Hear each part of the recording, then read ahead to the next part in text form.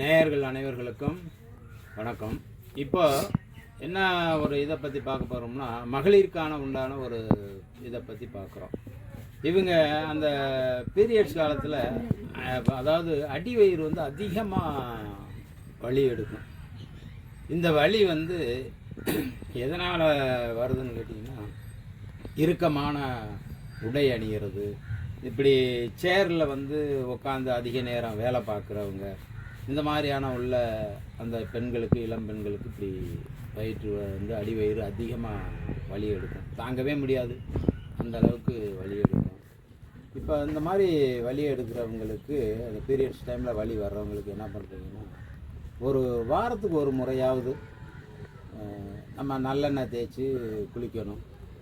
அடுத்து வந்து இந்த குளிர்தாமரையிலேருந்து ஒரு எண்ணெய் வந்து நம்ம ரெடி பண்ணிக்கிட்டு இருக்கோம். அந்த எண்ணெயும் வச்சு நீங்கள் தலைக்கு தேய்ச்சி தலைமொழிகி வந்தீங்கன்னா, ஒரு 2 மாதம், இந்த மாதம் நீங்கள் தேய்க்கிறீங்க அப்படின்னு சொன்னால், ஒரு வாரம் ஒவ்வொரு முறையும் நீங்கள் தேய்ச்சி அப்படியே குளிச்சுக்கிட்டே வந்தீங்கன்னா, 2வது மாதத்துலலாம் அந்த வயிற்று வலி குறைஞ்சிரும்.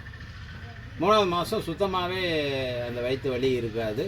கரெக்டாக எந்த பிரச்சனையும் இல்லாமல் போய்கிட்டு இருக்கோம். 2வது, நீங்கள் உடை அணிகிறதும் ரொம்ப இறுக்கமான உடையை அணிகிறத வந்து தவிர்த்துருங்க.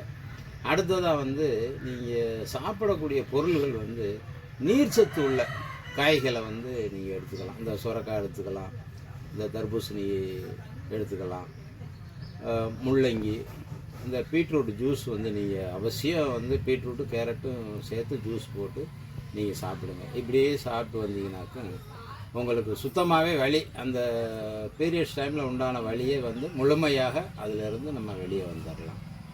முடிஞ்ச வரைக்கும் குளிர்தாமரை தைலம் கிடச்சிதுன்னா நீங்கள் போட்டு தேய்ச்சி குளிச்சுக்கலாம். நம்ம இப்போ அதில் தான் வந்து நம்ம கொடுத்துக்கிட்டு இருக்கிறோம். நல்லா அருமையாக வேலை செஞ்சுக்கிட்டு இருக்கீங்க.